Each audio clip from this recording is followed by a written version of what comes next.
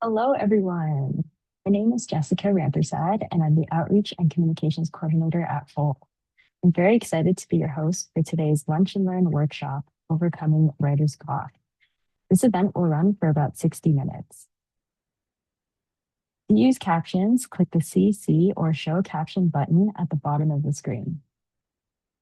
Thanks to all our sponsors for supporting the festival and for making these events possible. In particular, we'd like to thank Friesen Press for supporting this event. During this event, we encourage you to join the chat in the platform by clicking on the chat icon on the right side of your desktop or at the bottom of the ViewFairs app. The chat is a great place to discuss your thoughts and favorite quotes during the event and after the event as well. The last 15 to 20 minutes of this workshop will be dedicated to answering your questions. If you'd like to submit a question, use the Q&A box at the bottom of your Zoom screen. It's my pleasure to introduce today's workshop. Farzana Doctor is a Toronto-based author, activist, and psychotherapist. She's written 5 critically acclaimed novels, a poetry collection, and a self and community care work for helpers and activists. She's the author of The Beauty of Us. Please welcome Farzana. Thank you so much, Jessica. I really appreciate being here at the Fold again. So thank you to JL and everyone who made all the decisions about having me come back. And I'm so happy that there are so many people here today. I think it really speaks to just how difficult writer's block can be, and we're all looking for solutions for that. Before I get started, I just want to show you that I have one of the original Fold t-shirts. And I'm just very excited about the Fold. So let me get started with sharing my PowerPoint. And as Jessica mentioned, there will be time for us to have a conversation and for you to ask questions. So please save up your questions and put them in the Q&A box. So let's get started. So why am I suggesting that we use psych hacks or emotional-based strategies to help us with writer's block? So for me, it's always that when I'm feeling stuck or foggy or discouraged in my creative practice, it's always about something emotional for me. And it's often about what's been happening in my day, what's been happening to me personally, but it's also about what might be happening in the larger socio-political context. We are living in a time where we are all experiencing and seeing a lot of distressing things, and this has to have an impact on how we're feeling, and then it also has to have an impact on how we're feeling, creative or not. So most of these are really quick strategies. That's important to me, that these be accessible and quick. And some of them might not fit for you, but I'm going to encourage you to stay open and maybe be a little bit surprised by what might fit for you that you didn't expect to fit. All of these are going to be brief, optional, experiential exercises. So really see if you can arrive here, land here, and be with us. I know sometimes when I'm watching webinars, I'm doing 3 or 4 things at once because I'm just so distractible. So do whatever you can to really be here and experience some of these exercises with me. All righty. So the first strategy that I wish that I had been taught when I was really young was to kind of understand my nervous system and let my nervous system be my guide for kind of everything, but in particular for understanding writer's block and creative process. So I'm going to show you this picture to begin with, and I'm going to talk you through it, and then I'm going to get us to do an exercise. So this is an illustration from my book, 52 Weeks to a Sweeter Life. And it's how I see this very popular model called the window of tolerance. Many people actually call it the window of capacity. And so I'm going to be using the window of capacity rather than window of tolerance. And if people have questions about that later, I can explain why that is. Okay, so in this window, just hone in on the window of capacity, the middle part of the house for now. This is the place that we all love to be. This is when our nervous system is just feeling at ease. We're calm. Maybe we're really curious. We're feeling safe and socially engaged. This is the kind of place we're at when we are writing and writing really well. And then there is, if you go up the ladder into the attic of the house, we're now in hyper arousal. Hyper arousal is that place where it's just very hard to settle. We might be more touchy, more irritable. This is a place where we might be really tired, but we can't sleep at night. It's an anxious state, and it's a place of overwhelm that expressing itself through kind of fight, flight, anxious energy. If we go down the ladder into the basement, we're in the zone of hypoarousal. And this is where we are feeling kind of really stuck, dissociated, frozen, maybe numb. For me, I sometimes feel foggy in this place. It's really normal for our nervous system to shift multiple times a day in response to overwhelm and threat. So we don't stay in the window of capacity very long. It's just not how our nervous system has evolved. Our nervous system has evolved so that we experience threat. And when I mean threat, I mean someone looks at us, gives us side eye, or we get a terse email. I'm talking about that level of threat. We experience threat very easily. And so we shift out of the window of capacity all the time. It's normal. If we have experienced a lot of trauma or chronic stress, and chronic stress can be like 3 months of heightened stress in our lives. So maybe you have a loved one who's been sick for 3 months, or you've been sick for 3 months, or maybe you are from I'm just going to use a personal example. My in-laws are from Lebanon. So, we have been worried every single day. I'm going to say that that's a chronic stress situation. What that does is it shrinks that window of capacity. That main floor of the house starts to shrink. So just imagine you're in a room with really low ceilings. It's going to be really easy to leave and get to hyperarousal or down to hypoarousal much more easily.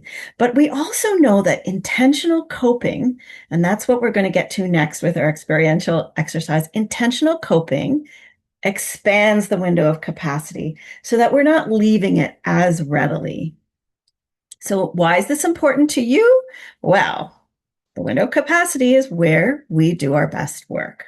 That's why we want to be so tuned into the window of capacity. And we can use somatic strategies. These are body-based strategies. You may have heard about them already because if you go on Instagram and, look at the hashtag somatic strategies or somatic even, somatic therapy, you'll find a lot of content around this.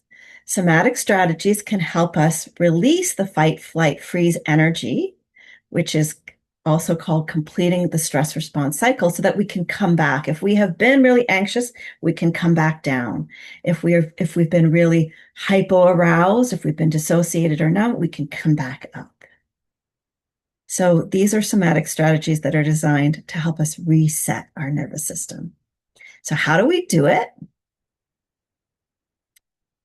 So this is something you can do alone or with another person. I always like to do things with another person because we help each other out. This brings community care more into our self-care. But it's also that when we are in relationship with another person, it is much easier to return to the window of capacity if we're with a safe person, someone we are comfortable with. Okay, so here's what we do. Let's all do this together right now. Just notice your state. If you had to place yourself right now, where are you in this house? And there's no wrong answers. So maybe you're a little zoned out. Maybe you're a little hypo-aroused. Maybe you don't know why, but something is buzzing for you and you're feeling a little anxious. Or maybe you're just feeling kind of blissed out and really present. Whenever I do these kinds of presentations, particularly when I can't see participants' faces, I find that I am just on that top edge, somewhere in that boundary between the window of capacity and hyperarousal. It's just how it is because I'm kind of feeling a little bit right now like I'm talking to myself. I'm really hoping later on when I see your questions that will change. So just notice your state, place yourself. And then you kind of ask yourself what helps you to come back to your window. Also, how do you de-shame from leaving your window? Because some of us feel a little shameful about when we get a bit messier in our presentation, because especially hyperarousal can look a little messy, especially if we have gotten irritable with our loved ones. I also like to ask people, how could we create a culture in which it's really normal to remind each other, come on back into your window. It's okay. Okay, so now I'm going to talk to you about somatic hacks. So my somatic hacks, I like to think about 3 somatic hacks that are quick and easy to remember and easy to do. So I'm going to ask you to do this with me. So my first one that I like to do is to take 3 good breaths with longer exhalation. So I might be breathing in for 3 and exhaling for 6. So let's just do that together.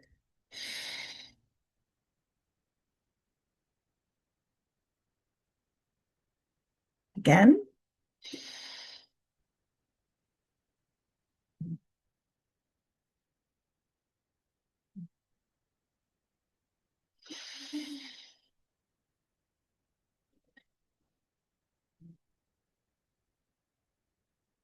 I don't know about you, but I came down a couple of rungs. That's my first one. Another somatic hack I like is something that involves bilateral stimulation. And bilateral stimulation just means using the 2 sides of the body in some fashion. It can be for people who like to listen to music that is I think it's called biurinal, like it comes in one ear and then another. That's a strategy. Passing an object from one side of the body to another is bilateral. A 3-minute walk is bilateral stimulation. And I'm saying 3 minutes in a very intentional way because we want these to be quick. Absolutely go for your hour-long walks when you can do that, but we're looking for a quick reset if you are outside of your window of capacity. Another strategy that I really like is something that involves a little comfort. So there is a strategy in somatic work that is like called the self hug. Also, it can be called the butterfly if you add in this, which involves some bilateral stimulation. Another one that I really love is a long hug, a 30-second hug with someone who is consenting. You can do it with your pet. You can do it with a loved one. That can kind of bring you back down. Okay, so there's a couple of somatic hacks that I wanted to share with you. What I want you to do right now, if you followed along with any of the things that I just did you notice if your state shifted? Did you come up a couple of rungs? Did you come down? Just notice for yourself. And I always like to suggest that people have their 3 favorite somatic hacks written down, maybe on a post-it note right beside your computer so that it's something you can remember and do. And I encourage you to do it whenever you're having trouble with your writing. And also just at any time during the day when you find yourself not feeling calm, safe, and socially engaged. All righty, move on to the next strategy. So some of you might have heard about the inner critic. Just as a tongue-in-cheek thing, me wearing a devil's mask sometimes feels like my inner critic. Often what people say is to ignore the inner critic or find ways to challenge it. This is a slightly different approach to dealing with the inner critic. So some of you might have heard of internal family systems theory or parts work. Maybe you've tried it before if you've had a therapist who does this kind of work. If you want to look it up, Dick Schwartz is kind of the person who has founded internal family systems theory, although other people have been doing it for years. Basically, what this theory says is that our inner critics are manager parts who are there to protect us. And so rather than pushing them away, we're going to befriend our inner critics. So here's what it looks like. We tune in. We take note of what we hear. Sometimes these are really negative, harsh messages. My inner critic will often say, this is really crappy work. People are going to think that this is really bad. It can look like anything, you know. Sometimes it's been, no one is going to show up to the launch, or the first person who does a review of this book is going to say nasty things. It just depends on like where you are in your writing process. When I'm writing new work, it's something like this. So what we do next, after we've tuned in and listened, is we try to validate the fear. So I might say, yeah, sometimes writing is really vulnerable and risking criticism is really scary. Yeah, what you're saying, not wrong. And then you thank the inner critic. You say, I know you're just trying to protect me. I know you're trying to protect me from all these really hard feelings. I've listed humiliation, rejection, and disappointment. Thank you so much for helping me. And then you remind the inner critic that you can actually handle humiliation, rejection, and disappointment. I'm a grown up now, and I have people who support me today, even when I fail, and I have failed many times before. So that is kind of the different sort of conversation you might have. So I'm going to ask you to try it. So we're going to do this together slowly. Take a moment and just tune in to what your inner critic might be saying about your current work in progress. And I'll just be quiet for 10 seconds so you can hear.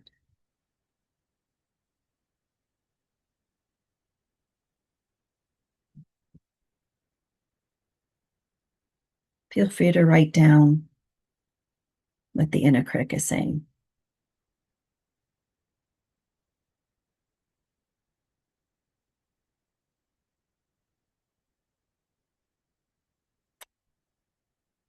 Now try validating the fear that is lurking below these harsh words.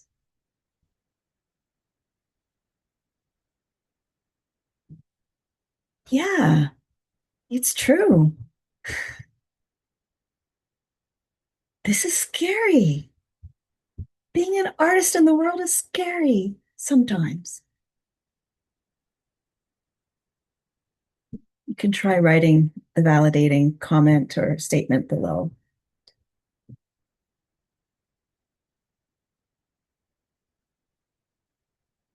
And now try a little thank you. Thank you so much for your service. I know you're just trying to protect me.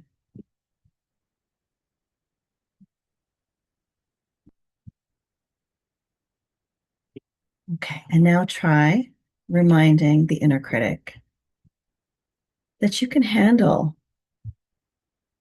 some of the scary feelings that might arise if nobody shows up to your launch, or nobody likes your writing, or it's hard to find a publisher for your work. Again, it's reminding the critic that you can cope with these fears.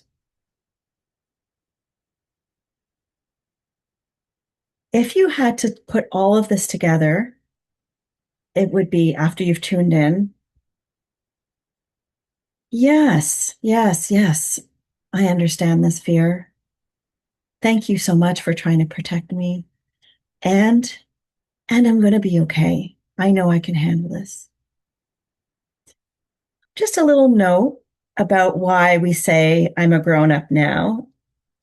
For a lot of people, the inner critic developed when we were small children. because we needed support, we needed protection for some of the harsh realities. Most children, I would say, maybe all children, grow up needing to develop a little bit of an inner critic to help them manage what's going on around them. And we can talk more about that in the Q&A if you want. All righty, let's move on to a third strategy. This one is a little bit more of an emotional bypass. So I like to bring this one in because sometimes we don't really want to go too far into our emotions. We just need to get something done. So I use this sometimes. I set a tiny goal and then I push through it to accomplish the goal. Sometimes by doing that, the inner critic quiets, or sometimes by doing that, I return to my window of capacity. It's like by the doing of it that I'm able to move into the work better. So the tiny goal could be, I'm going to write one paragraph, or I'm going to set a timer for 10 or 15 minutes. It's whatever you can say yes to. So don't set the goal too high if it's hard to say yes to that. I like to intentionally pause in my work. So if I'm writing new pages, I really like, if I know that like maybe my writing time is coming to a close, I like to end um, with a sentence halfway written or a paragraph halfway written.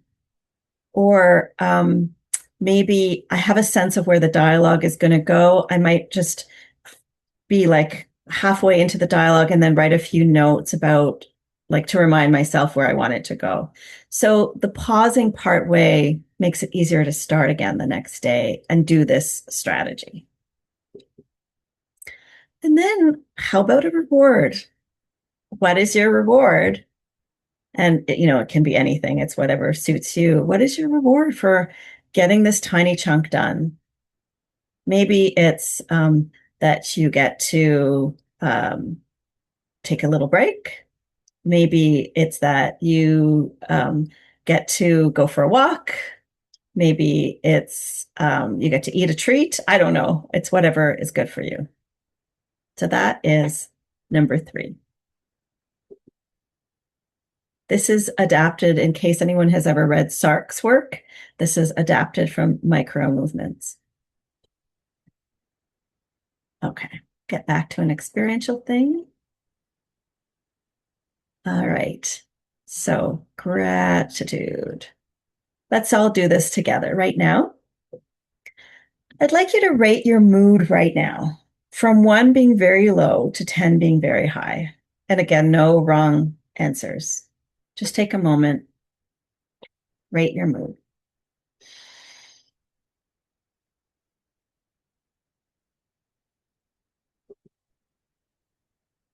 Now think of one thing or person you love. Just for a few seconds.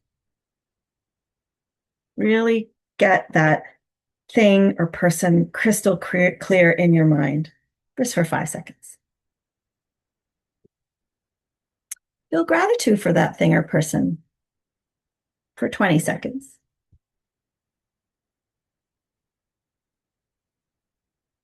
What do you appreciate?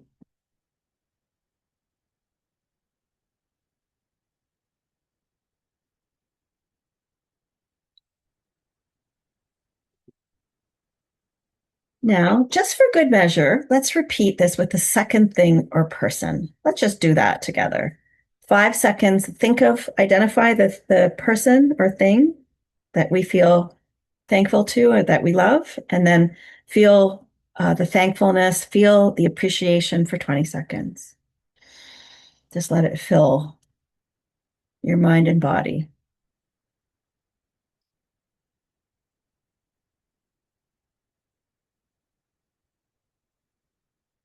All right, rate your mood again. Did it change at all? So this is great for writer's block because generally our mood is really low when we're feeling blocked. And this is a way to raise the mood through gratitude.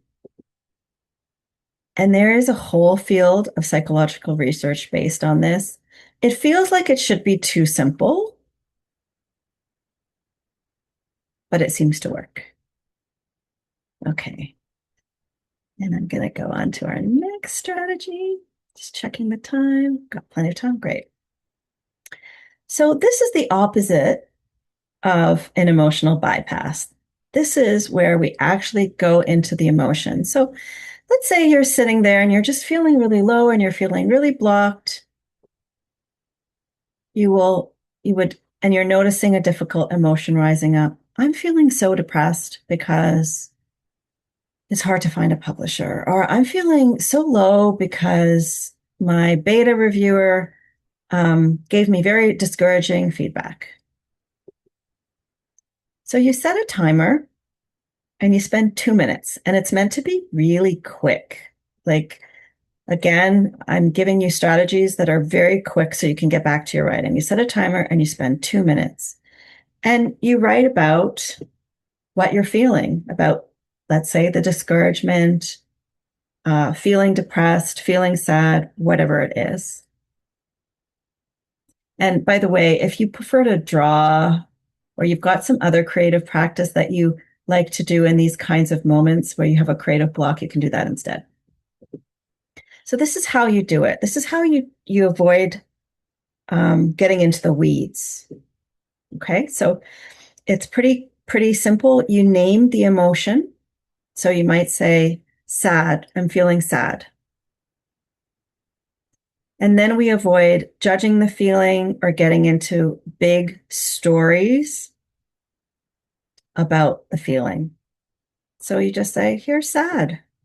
Sad is here with me right now. You're not trying to solve anything. There is no solution that you're looking for. You might want to describe the feeling from a Martian's point of view. So I'm feeling the sadness in my chest right now. It feels really heavy.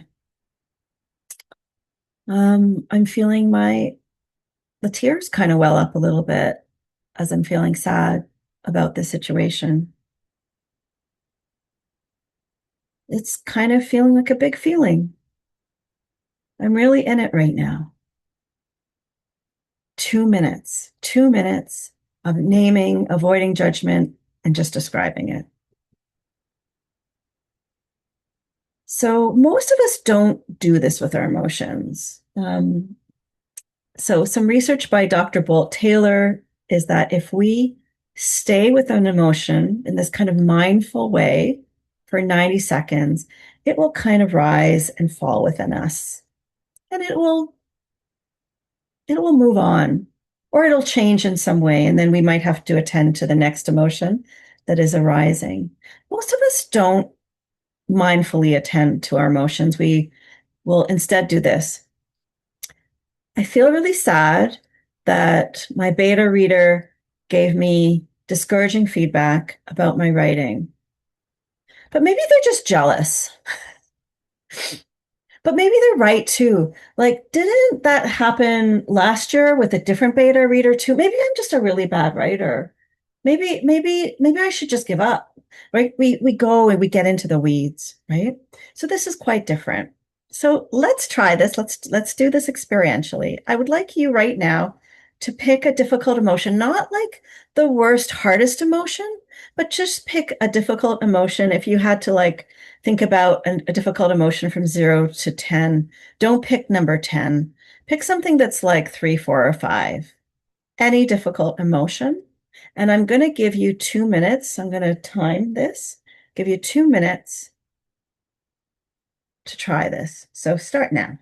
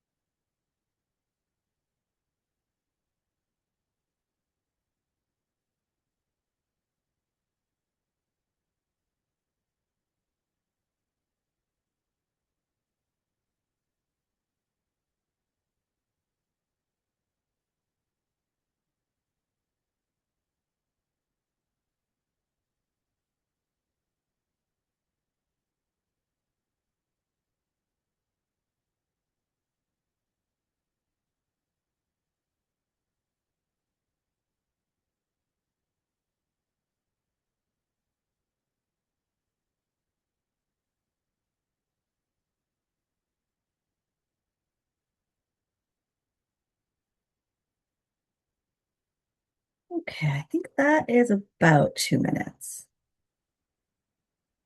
So you can just notice if you tried this, what happened with the feeling. All right. Carry on to our next strategy. So I talk about community a lot. I mentioned earlier that that whole window of capacity exercise, it's better to do with another person because our nervous systems um, tend to feel better when we are engaged with another person who is safe to us. So, community is also a great way to address our writer's block. We have to reach out to loved ones for a little support, a little encouragement, maybe some help. I find that expressing some discouragement through a text helps me, and it only takes 10 seconds. There's something about the expressing and knowing that my loved one is going to read it and hold that for me and probably respond well just really helps me. I often don't need a reply, by the way, to kind of move on. It's nice to get a reply, but there's something just about saying it. Shalene Knight often talks about calling in community through social media posts. So at that time, I think she was talking about Twitter, X, but so many of us have moved from that platform. So maybe these days it's going to be on a different platform and just kind of putting it out there. Hey, community, I'm having a really hard time writing these days. Um, Everything that's going on in the world is really getting to me. Anyone else dealing with that? That might be what the post sounds or looks like, but it could be anything. And sometimes that's all you need is to put it out there. And also, it's through the engagement with others that kind of helps us to feel validated, normalized. And when we can feel validated and normalized, we can maybe get back to it. Got to be careful with this one, especially with social media, that the social media doesn't take us too long, too far from our writing time. Many people like to create with others. It's also called body doubling. People in the neurodiverse community have talked about this quite a bit as a strategy for getting everything and anything done, not just writing and creative work. So many people will use the hashtag writing sprint to start a writing sprint. On Facebook, there's a group. It hasn't been super busy lately, but I encourage people to go and get it going again. There is a writing sprint group on Facebook where you can go and post, hey, I'm going to start a 1 hour writing sprint from 1 to 2 p.m. Anyone else joining me? And people will say, me too, me too, me too. And then you can, at the end of that 1 hour, you can go in and you can say, hey, I got, a new page written, or thank you so much, everyone. That kept my butt in my chair, whatever. During the early days of the pandemic, I used the writing sprint community quite a bit because I was feeling a lot of writer's block.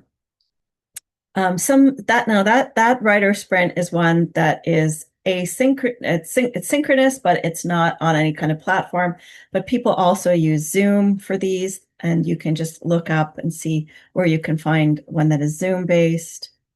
Some people go to coffee shops and do this together as well. So you meet and you get together, and you've got someone else doing it too, and somehow that keeps you regulated, your nervous system regulated. It keeps you feeling like you're in your window of capacity, just helps you to stay on track. Some people like to do informal check-ins or peer supervision with others, especially if you're the sort of person who likes some external accountability. So it might be that you are actually sharing your work, or maybe you're speaking to a writer colleague and saying, my goal this week was 5 new pages. And then you have to check in and report in and let them know how you did with that. this is just a way of having other people be part of your writing process. Maybe some of you have that going on already. Maybe you're in writing groups and that helps you a lot. Okay, now we're going to move on to the very last strategy that I have here. And then we're going to have about 20 minutes, almost 20 minutes for some conversation and questions. Okay, so this is one that's really important for me. One of the things that my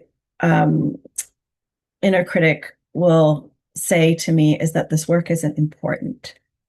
I don't know why I have that particular flavor come up. And so reconnecting with my purpose really helps me to be really clear about why am I writing this particular novel? Why am I writing this particular poem?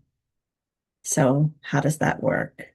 You remember the big why behind your current project. So I am sure for nearly everybody that when they started writing whatever you were writing, your essay, your nonfiction project, your memoir, your novel, your poem, whatever, you probably had a reason. Maybe you're connecting in and when you're engaging with purpose with actually what is your purpose as a creative person, as an artist? Why bother? Why are you bothering engaging in this work in the first place? And if you don't know, you might want to take some time to think about what your purpose is because it may help you to move forward. When I ask myself about this question, I really have to challenge internalized capitalism because one of the tough things we know about the writing world, like any of the creative industries, we know that maybe 1 or 2% of people will become famous and rich and famous. And that might be you, that might be me, but it's a very small percentage. And so one of the reasons why I bring this up, not to like dash your hopes or anything, is I need to have a purpose as a creative person, as a writer, as an artist that is not based on book sales, is not based on whether I get that big media interview. So I really have to challenge my internalized capitalism, the idea, the notion that my work is valuable if I'm rich and famous only. So, what is your purpose? Why do you write? Why are you putting out these ideas in the world that are beyond book sales? So, I'm going to ask you, I'm going to give you 2 minutes to write what is, first of all, there's two questions here. Big why behind your current project. And two, what's your purpose as a writer? 2 minutes.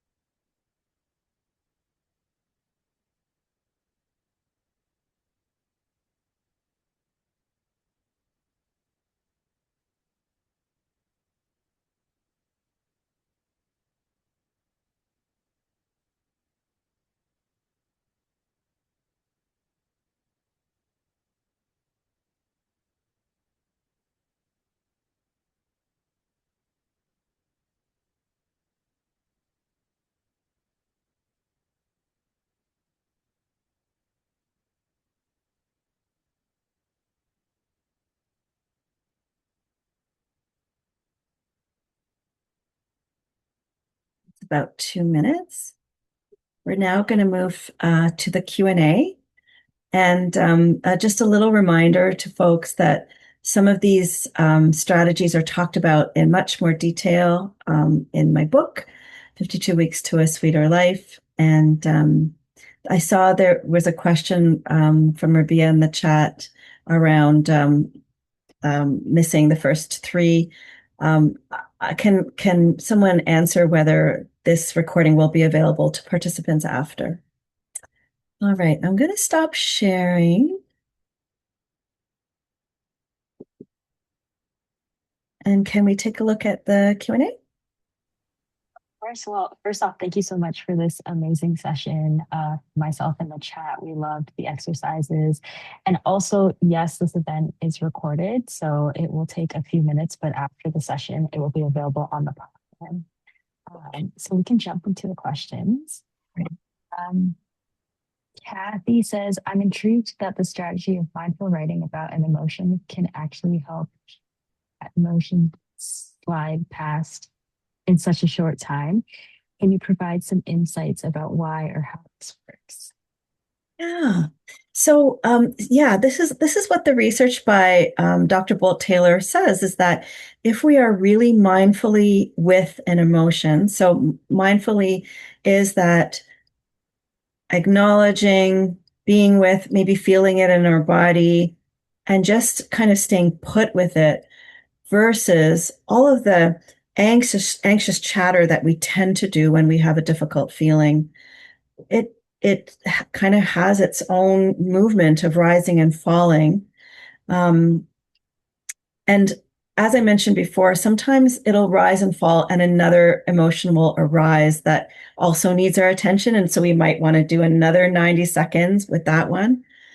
It just seems to be what the researchers talk about. You would have to try it yourself to see if it works for you. I find it really does for me. Like just being with an emotion, I feel is so I don't know. It's like very self-honoring. Yeah. Anu says, this has been a really great session. Thank you so much, Farzana. One place I often get stuck, comparison with others, including nosing, fixating on my lack of speed and difficulties with motivation. Are there strategies you can suggest that help interrupt this? Yeah, gosh, this is so universal, Anuradha. Like, I think that we are really set up probably as children to compare ourselves to other. Maybe our parents did that to us, or teachers did that to us. And then, of course, we have social media where everyone seems to be living their best lives online, and maybe we're not feeling it. I know that I can feel envy, jealousy of other writers as well. Vivek Shreya has a podcast that came out, I think, about a year ago called I Won't Envy. I think it's called I Won't Envy. I don't know if you can, if Jessica, if you can find that really quick and put that in the chat. But these were really great conversations with writers about all of this. And that might be just a way to delve deeper into the comparison about they're doing so much better and they're so much faster, and oh my goodness, they're getting things done, and what's wrong with me? I really feel one of the things that I do for myself to stay, once I recognize, first you have to recognize that you're comparing yourself and like really like tune in to that so that you know that that's what's happening, is I try to remember that I can only be me, right? Like I can't be anybody else in this world except for me. There's only one way to be. So I'm like, I bring what I bring, and maybe I'm not as fast as other people. Maybe my books didn't sell as well as somebody else's. Maybe I didn't get that opportunity that someone else got, and I only bring me. And that has to be enough, right? For sure. Thank you for these helpful tips. Do you have any tips for strategies for hermit writers that need to emerge into the real world again after a long creative session? How do we reconnect? Oh, you mean, can I just, is that like, on a day-to-day basis, or have you been hermiting for months? Like what's happening here? For months. For months. Okay. Huh, that's an interesting question. I don't think I've ever gotten that. So I guess I would want to ask more questions. Um, is it that like it just feels disorienting to kind of be in the world again? I don't know if the anonymous attendee can answer that here. But is it just that it's like disorienting to go from one mode to another? I would just say be gentle with yourself if that's what it is. Like, um, can you do it in um, modes that are like just a couple people and then more people? Like maybe you don't go to the huge event immediately because that's going to be overstimulating. I know my nervous system gets overstimulated when I go to big events, and then I need to decompress when I get home. No, for sure, for sure. I definitely think like slow and steady is the way to go, and like progressively introduce yourselves to yourself to other people. Miriam asks, I really struggle with procrastination, and it's hard for me to even recognize if it's writer's block or just procrastination. How do I distinguish between the two, or are they just different sides of the same coin? Such an interesting one. You know, a lot of people are now saying that they feel that procrastination is a freeze response.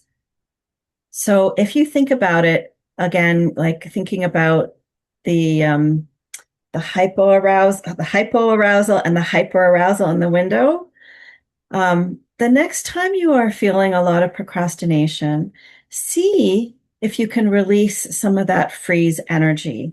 So, you know, I mentioned those somatic strategies that I use, but you might have your own. And I forgot to mention this, that we all have somatic strategies that we use. And for some of us, we have not identified that those are actually somatic strategies. So just to give you an example, um, you know, at the beginning of the pandemic, I was only doing these kinds of webinars. I had two launches that were only online, and like, you know, there's a lot of energy, and then the screen just goes black, and I would find myself getting up and vacuuming my place. Why? Right? I had a lot of energy that I needed to release, and I would say that that was probably a bit of like freeze energy, because you know you're sitting here and you're just like kind of stuck in place, and you know you don't have anyone you can see or talk to, and so I would be releasing it, and I was like, why am I vacuuming so much? So think about what you do when you are procrastinating. Maybe you are actually trying to release some energy when you are procrastinating, and just like start to rethink about those procrastination strategies as attempts to reset your nervous system. And then maybe they won't last all afternoon, right? So that the procrastination doesn't take all of your precious writing time. So you might say, I am feeling like procrastinating. Okay, what am I going to do to release this energy? Can I get up and do 10 jumping jacks? Or can I wash my dishes and then return? On the topic of strategy, I was wondering, like aside from the vacuuming, what's one unexpected strategy that you've used to get through writer's block? Um, Let me think. I'm gonna just think about something from this week, because it's always been there for me. It always arises. And I always need a new strategy. I need to like think through my whole toolbox. So I think this week, I think it was the world getting me down, and I just felt super foggy. Like I couldn't come up with any good ideas. I found myself like not even being like, and some of this fogginess might also be some perimenopause. I was like, just not able to come up with words. So on that day, I had to get up and I had to actually move my energy in a vigorous way. So that's not so unexpected, because I do that quite a bit. Um, Sometimes I need to think about, have I had enough water to drink? Like, have I left my window of capacity because I'm hungry or I'm thirsty? Um, so those are sometimes unexpected for me. Sometimes I go up and I will talk to my partner, or go upstairs and talk to my partner because I'm just like, I need to engage with the world and feel like I am a human being and not so numb. Sure, Hmm. for sure. Yeah. Um, we have an anonymous attendee who's asking, do you have any suggestions for someone who is not currently working on a project and is not sure where to start? Oh. Um, so between projects for me, I will sometimes allow myself to be fallow. Like I will, if I'm not sure what my next project is, I will wait until an idea is so striking, I'm starting to feel obsessed with it. Um, but sometimes we don't have that. Like sometimes we have a smaller project that we want to work on that isn't so obsessive.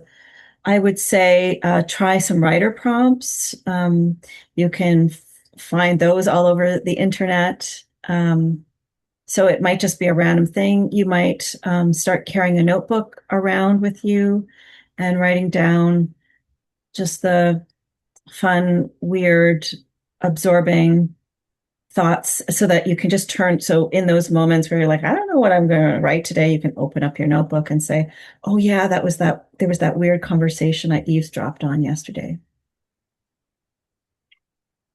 Oscar is asking, what would you suggest we tell ourselves when we have priorities competing Mhm. against our writing time? Even small things like doing the dishes feel important than writing at some point.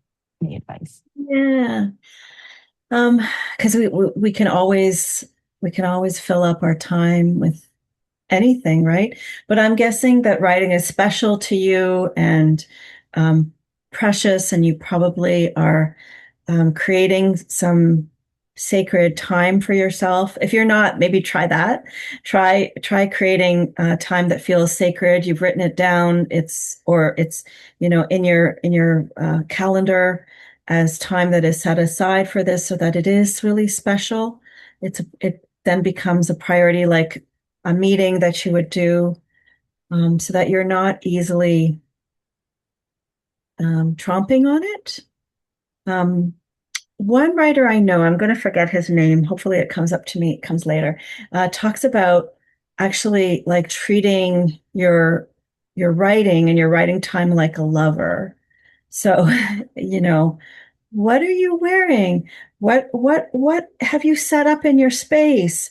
Um, what are you going to do so that this lover feels special?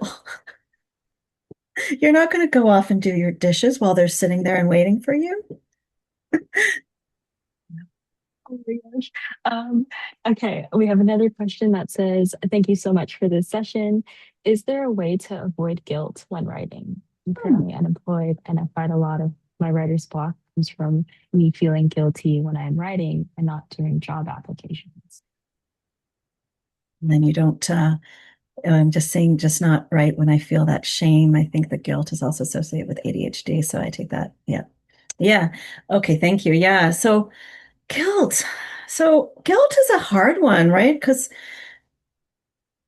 we've all been taught guilt, and what do we want to do with guilt? So this is a very intellectual response to that, but I think we should feel guilty if we're actually doing something wrong. So you might ask yourself, am I doing something wrong here? Am I harming anybody by taking an hour or two or whatever to write? Um, and maybe like the advice with the last person, can you set aside chunks of time that are your sacred time, and maybe chunks of time that are your job application time so that you're feeling like you're giving each the time that they require. Um, so in terms of ADHD, like there are lots of ADHD strategies out there that might also be worthwhile looking into. Um, so body doubling is one of those. Figuring out what is the friction for you around transitions, if you do have friction around transitions, and how would you make that just simpler and easier so that the friction doesn't stop you? Yeah. An anonymous attendee is asking, as someone who struggles with bipolar disorder, the mood scale was very familiar, but the window capacity diagram was a very helpful visualization. I have a question about trying to keep up with the world. I'm writing a speculative fiction novel and often feel that I'm in a race against reality, increasing the pressure. Do you have any tips for accepting my own pace and reducing the external pressures? A race against reality. That's interesting. I'm wondering if what you're meaning by race against reality is the sense of like if you're writing about the future. Um, yeah, I don't know. But we all know that like pressuring ourselves uh, never helps with anything. Gentle and self-compassionate is always what gets me able to do hard things.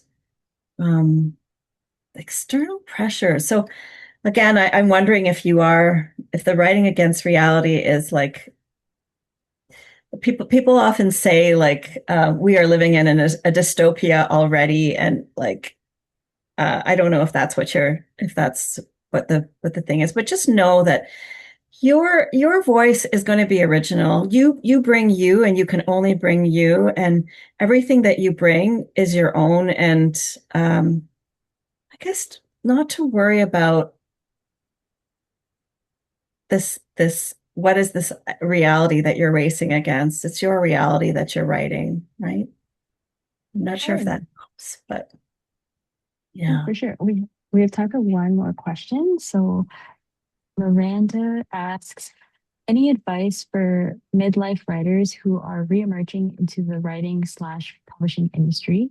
You mentioned menopause, and do you understand the low moods slash slower pace and other symptoms which have an effect on the writing practice? Yeah, so really just validate that this is part like this is a weird time of life, isn't it? Like this is a time where moods are different and all over the place and hard to understand, and we do have to do a lot more self-loving, self-care, community care things to support ourselves. And that might mean that our previous pace just doesn't seem to make any sense for us. So just honoring that and knowing that it might not be the same in 5 years from now. In terms of the reemerging,